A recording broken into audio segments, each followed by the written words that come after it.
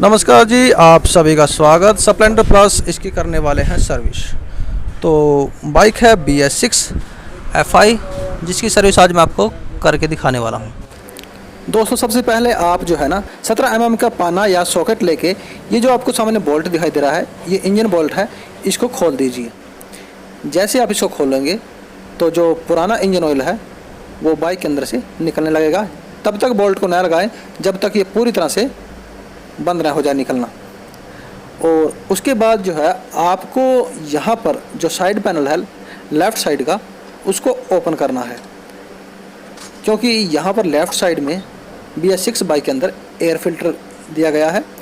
और अब ये जो एयर फिल्टर है ये बॉक्स के अंदर है। इस बॉक्स पे कुछ स्क्रू लगे हैं, उस स्क्रू को भी आपको खोल देना है।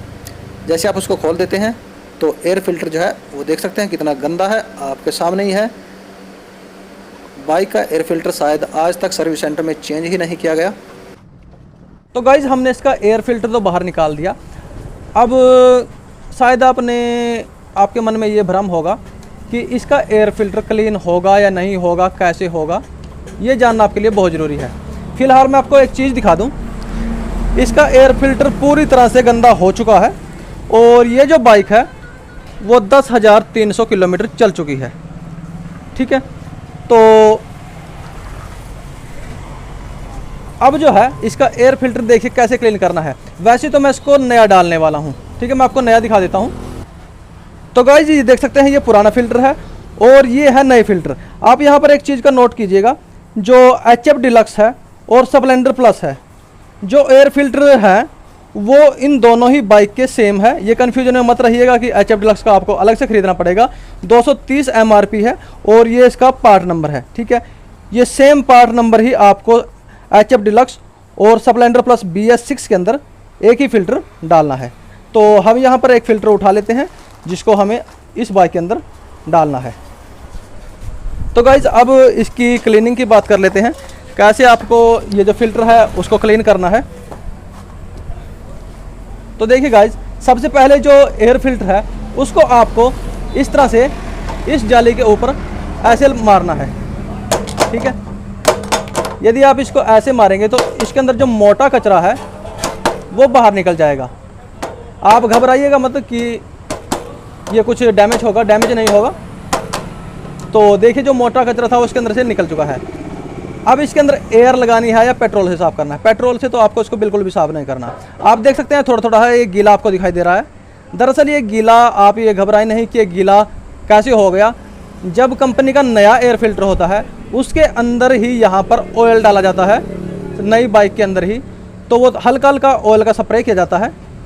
जो कई बार जो मैकेनिक भाई हैं वो घबरा जाते हैं कि ये गीला हो गया, शायद किसी मिस्त्री ने इसको गीला कर दिया। ये मिस्त्री ने गीला नहीं किया, ये कंपनी के द्वारा ही। आपने कुछ एक्टिवा, जो होंडा एक्टिवा है उसके अंदर भी देखा होगा, जो फिल्टर है वो गीला निकलता है। दरअसल ये कंपनी के द्वारा ही इसके ऊपर हल्का सा स्प्रे किया जाता है इंजन ऑयल का। ठीक है, तो ये पहले ही होता है, इसमें घबराए नहीं। अब इसको देखिए, एयर लगानी है नहीं, इसको एयर भी आपको लगानी है। कई बार ऐसा आपने सुना होगा कि इसको एयर नहीं लगानी, तो एयर भी आपको 100% लगानी है। घबराने की जरूरत नहीं है। लेकिन ये ध्यान रखिए, एयर जो है आपको इस साइड में बिल्कुल भी नहीं लगानी। यदि आप एयर इस साइड में लगाएंगे तो जो छोटे छोटे पार्टिकल्स हैं वो धूल मिट्टी के, वो सारे इसके अंदर चले जाएंगे और यहाँ पर पीछे आ जाएंगे। ठीक है, पीछे आ जाने से वो जो एयर फिल्टर है वो अच्छी तरह से जो है बाइक को एयर नहीं दे पाएगा और जो बाइक है वो मिसिंग भी करेगी और थोड़ा सा आपको माइलेज भी कम देगी और हो सकता है वो थोड़ा सा लोड भी मारने लगे। ठीक है, अब इसको क्लीनिंग कैसे करना है एयर के द्वारा वो देख लीजिए। तो गाइज़, इस तरह की एयर गन आपके पास होगी, एयर गन होनी आपके पास ज़रूरी है। ठीक है, तो अब इसको क्लीन कैसे करना है। क्लीन देखिए, जिस तरह से ये है आपको जो है इस तरह से क्लीनिंग करना है, तिरछेपन में। ठीक है, सबसे पहले आपको तिरछेपन में इसको क्लीनिंग करना है इस तरह से।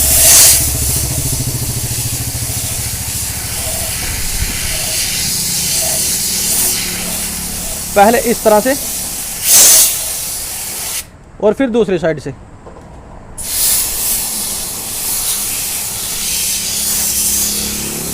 ये जो तरीका होता है ये बिल्कुल परफेक्ट होता है इस बाइक के लिए। उसके बाद आप इसके ऊपर से भी एयर लगा सकते हैं इस तरह से।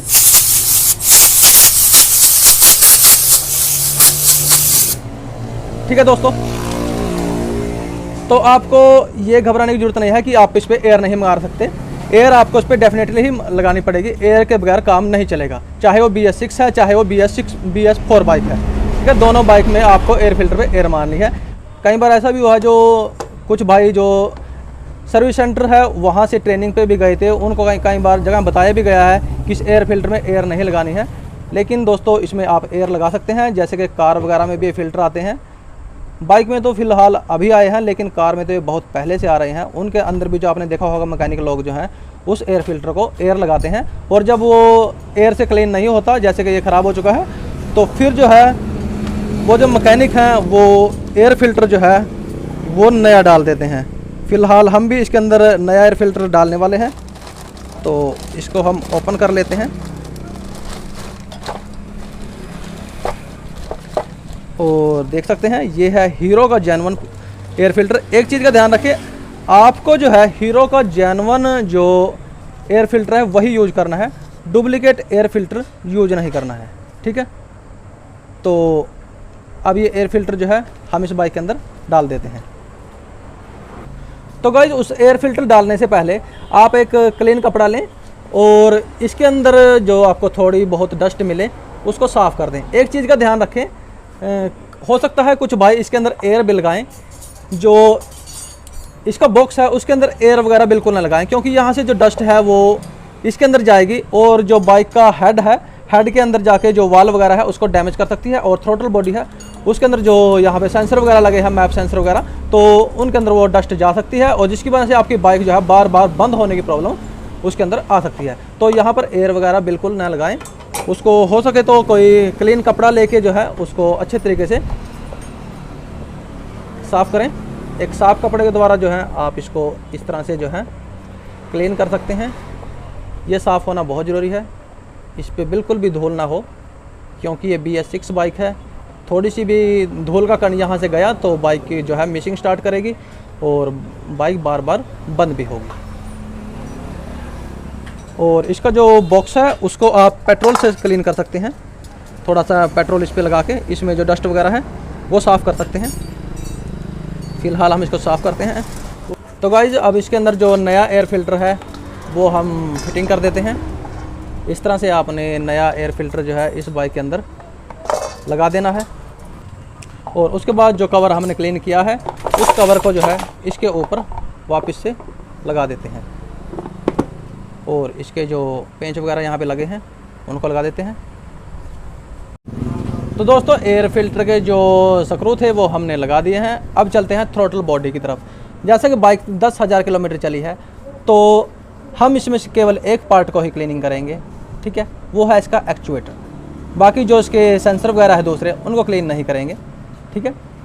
तो इसको हम ओपन कर लेते हैं और क्लीन कर लेते हैं। तो गाइज इसका जो एक्चुएटर है वो हमने खोल दिया है, केवल इस पे ही हम थोड़ा सा क्लीनिंग करेंगे, बाकी किसी पार्ट को नहीं क्लीन करेंगे, ठीक है, क्योंकि प्रॉब्लम यहीं से आता है इस बाइक के अंदर ज़्यादा अंदर इसकी जो RPM है वो स्टेबल नहीं रहते। और इसको थोड़ा सा क्लीन कर लेते हैं। तो गाइज इसको क्लीन आपको ये थ्रोटल बॉडी क्लीनर है इसके द्वारा ही आपको इसको क्लीन करना है, ठीक है, या फिर कई बार W40 का इस्तेमाल भी आप कर सकते हैं। और इसको क्लीन कैसे करना है, इसको क्लीन इस तरह से करना है।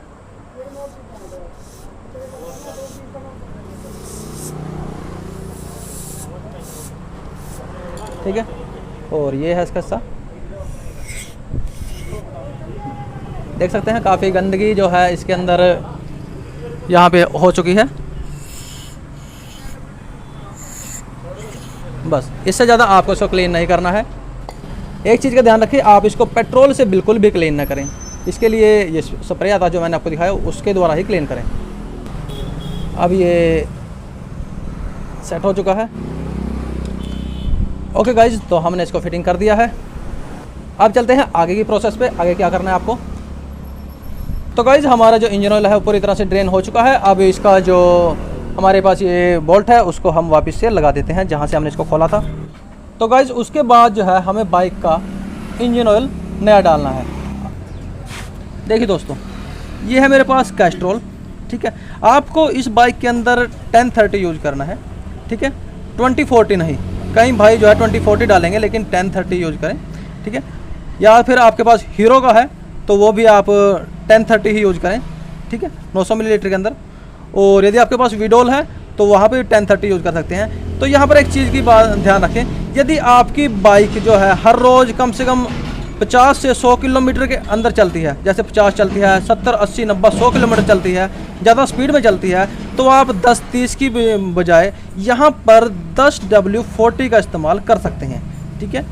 चाहे वो आप कैस्ट्रॉल का डालें, चाहे आप विडोल का डालें या किसी और कंपनी का डालें, जैसा आपके पास 1040 हो वो डाल सकते हैं। यदि आपकी बाइक 100 किलोमीटर हर रोज़ चल जाती है, ज़्यादा स्पीड में चलती है, तो ये ऑयल डाल सकते हैं, ये उसके लिए और ज़्यादा बेहतर होता है, वरना 1030 तो इसके लिए बेहतर है ही, ठीक है। तो आप इस तरह से हम इसमें से एक इंजन ऑयल डाल देते हैं कोई सा भी इसके बाइक के अंदर। तो गाइज़ मैं इसके अंदर डालने वाला हूँ विडोल का 1030, क्योंकि बाइक हर रोज़ जो है बहुत कम चलती है, 10 या 20 किलोमीटर, इससे ज़्यादा नहीं चलती। तो यहाँ पर मैं 1030 जो है विडोल का इसके अंदर डालने वाला हूँ। तो ये सिंथेटिक इंजन ऑयल है, तो हमने इसके अंदर इंजन ऑयल डाल दिया है। अब बारी है इसके वाल्व क्लियरेंस की, ठीक है। इसका टैपट की सेटिंग करना बहुत ज़रूरी है। बाइक कितनी भी चली हो, यदि साउंड की प्रॉब्लम आपको लग रहा है तो उसको चेक ज़रूर करें, क्योंकि यदि ये टाइट हो जाएगी तो बाइक की माइलेज वगैरह जो है वो सब कुछ ड्रॉप हो जाएंगे। तो इसकी टैबलेट चेक कर लेना। एक चीज़ का यहाँ पे ध्यान रखें, कुछ मैकेनिक बाइक जो है जैसे ही आप बाइक आपके पास आती है तुरंत टैबलेट वगैरह पे लग जाते हैं, तो ऐसी गलती ना करें। जब तक इंजन जो है वो ठंडा ना हो, ये जो सिलेंडर है पूरी तरह से ठंडा ना हो, देख सकते हैं पूरा ठंडा हो चुका है, तो तब तक आप टैबलेट की सेटिंग ना करें। तो चलिए अब इसकी टैबलेट की सेटिंग कर लेते हैं। तो गाइस उसके बाद हमें करना है इस बाइक की वाल्व क्लियरेंस, ठीक है। हम इसकी टैबलेट को सेटिंग करेंगे। अब टैबलेट की सेटिंग जो है आपको करनी है इस फिलर गेज के द्वारा, ठीक है, ये आपके पास होनी चाहिए, इसके द्वारा आप इसकी सेटिंग कर लीजिए। तो गाइस वाल्व क्लियरेंस बहुत ज़रूरी है। एक प्रॉपर तरीके से यदि आप वाल्व क्लियरेंस करते हैं BS6 बाइक का, तो आपको जो है बाइक की माइलेज जो है वो बहुत ही बेहतर मिलेगी। तो गाइस उसके बाद आपको इस बाइक का प्लग खोलना है, क्योंकि इस बाइक का प्लग भी क्लीन करना बहुत ज़रूरी है। तो देख सकते हैं प्लग की कंडीशन, माइलेज वगैरह सही है, थोड़ा क्लीन कर देते हैं और इसका जो गैप वगैरह है उसको चेक कर लेते हैं। तो गाइस प्लग को हमने अच्छी तरीके से क्लीन कर दिया है। अब क्लीन करने के बाद इसका गैप की सेटिंग करना है। तो गैप की सेटिंग यदि आपके पास इसका स्पेशल टूल नहीं है तो ये जो हमारा एक ब्लेड होता है, ठीक है, जिससे हम सरिया वगैरह काटते हैं, तो यहाँ पर इसका जो गैप है जो होता है वो कम से कम 0.8 mm का होता है, ठीक है। तो उसके हिसाब से भी आप जो प्लग की गैप की सेटिंग है वो कर सकते हैं, ठीक है। तो इस तरह से आप जो है प्लग की सेटिंग कर लें। तो गाइस वैसे तो बाइक का हमने जो मेन काम था वो कर दिया, लेकिन अभी चैन को क्लीन करना और ब्रेकिंग वगैरह की सेटिंग करना, ग्रीसिंग वगैरह करना, लीवर वगैरह को फ्री करना, वो अभी पेंडिंग है। तो उससे पहले जो है हम बाइक को अपनी शॉप पे जो है स्टार्ट कर लेते हैं। एक चीज़ का ध्यान रखिए यहाँ, जैसे आप बाइक को स्टार्ट करें, बाइक को कम से कम आधे से 1 मिनट तक नॉर्मल स्टार्ट रहने दें, एकदम से उसको रेस ना करें।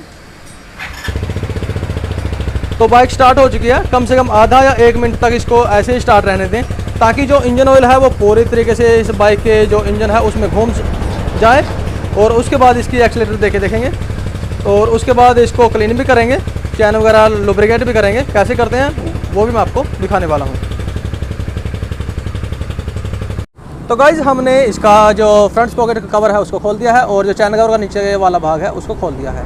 तो अब हम यहाँ पर आप पेट्रोल का इस्तेमाल भी कर सकते हैं और डीजल या फिर मिट्टी के तेल का भी। मिट्टी के तेल तो आपको शायद नहीं मिलेगा, लेकिन आप डीजल का इस्तेमाल कर सकते हैं, पेट्रोल का भी कर सकते हैं। वैसे कोई प्रॉब्लम नहीं आता, कुछ भाइयों को आ सकता है, लेकिन मेरे पास तो आज तक ऐसा नहीं हुआ कि पेट्रोल चैन पे लगाने से कोई प्रॉब्लम आता है। तो हम जो है इसको यहाँ से पहले क्लीन करेंगे, ये पूरी चेन क्लीन करेंगे और उसके बाद ये फ्रंट पॉकेट और यहाँ से क्लीन करेंगे। देख सकते हैं कितनी यहाँ पर अभी बिल्कुल काला हो रहा है, देखिए कितनी मिट्टी भी यहाँ पे जमी हुई है। तो गाइस जब पेट्रोल वगैरह लगा देते हैं हम चैन पे, फिर उसके बाद इसकी जो चैन है उस पर हम इस तरह से क्लीन करते हैं। आप देख सकते हैं जो चैन है वो पूरी तरह से चमकने लगी है और जितनी डस्ट वगैरह थी वो सारी जो है साफ़ हो चुकी है। तो इस तरह से आप चैन को जो है क्लीन कर सकते हैं। दोस्तों जो कवर वगैरह है उसको भी आप थोड़ा पेट्रोल वगैरह लगा के अच्छे से क्लीन कर लें इस तरह से। तो गाइस हमने बाइक को वॉश कर दिया है। वॉश करने के बाद जो चैन पे यहाँ पर जो है पानी लगा रहता है, ठीक है।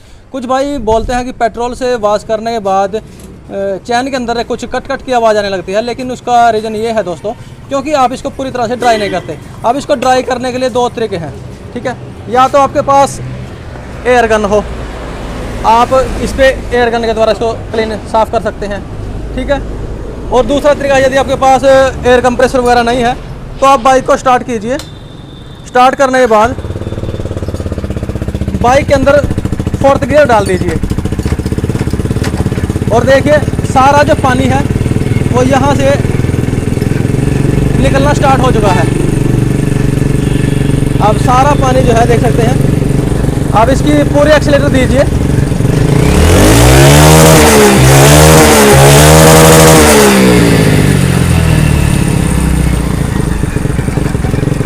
तो इस तरह से आप क्लीन कर सकते हैं। यदि आपके पास एयर गन है तो आप एयर गन का इस्तेमाल करें, वो सबसे बेस्ट होता है। आप यहाँ पर एयर गन से एयर मार सकते हैं।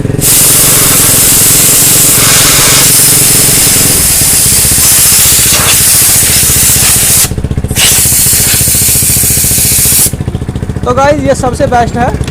तो जो भाई बोलते हैं यूट्यूब पे चैन जो है पेट्रोल से धोने के बाद आवाज़ करती है, उसका रीज़न यही है कि ये जो चैन है उसको आप पूरी तरह से ड्राई नहीं करते, ठीक है। ड्राई करके आप इसको लुब्रिकेट करेंगे, फिर ये प्रॉब्लम नहीं आएगा आपके पास।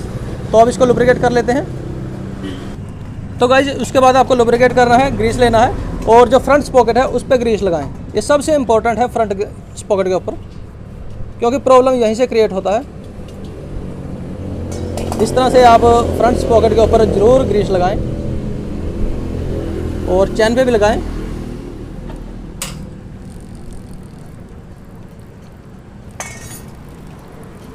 और यहाँ पे एक चीज़ का ध्यान रखें, जो ग्रीस है वो जो इसके लिंक हैं, जो अंदर खोड़ियाँ हैं, उसके अंदर जो ग्रीस नहीं जा सकता, इसकी वजह से भी प्रॉब्लम आ जाता है।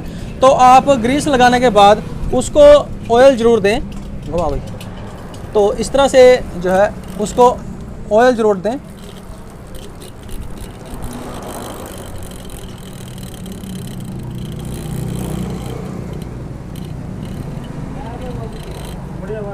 तो गाइस इस तरह से जो हमारी चैन पे कोई भी प्रॉब्लम होगा वो कभी भी नहीं आएगा। चैन सेट जो है वो बहुत अच्छा चलेगा और जो कट कट की आवाज़ आती है पेट्रोल से क्लीन करने के बाद वो कभी नहीं आएगी। और उसके बाद जो आपका क्लच लीवर है उस पर भी आप ग्रीस लगाएं, लुब्रिकेट भी करें। और जो आपका दूसरा ब्रेक वाला लीवर है, ब्रेक लीवर पे भी आप ग्रीसिंग का इस्तेमाल कर सकते हैं।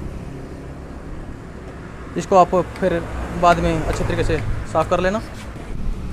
और उसके बाद चैन को लुब्रिकेट करने के बाद आप थोड़ा चैन की सेटिंग कीजिए।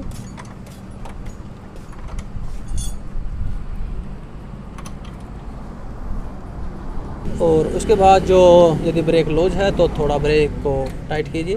बस ध्यान रहे जो आपका व्हील है वो फ्री रहना चाहिए। दोस्तों उसके बाद जो यहाँ पर जो बोल्ट लगता है चैन कवर का, उसका थ्रेड चेक करना। देखिए एक थ्रेड तो ठीक है, लेकिन जो आगे वाला थ्रेड है वो बिल्कुल ख़राब हो चुका है। तो उसको हमें जो है अब उसके अंदर एक नया थ्रेड बनाना पड़ेगा।